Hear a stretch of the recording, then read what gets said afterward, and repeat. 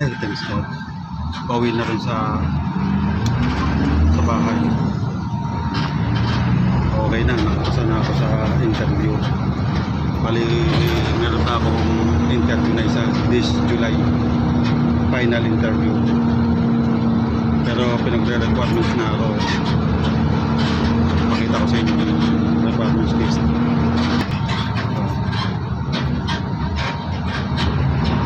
Requirements list.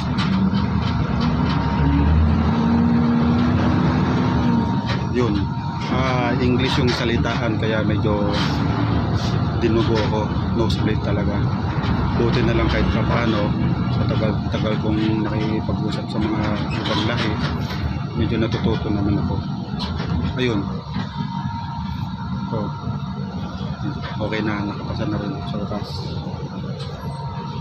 Ito na yung simula.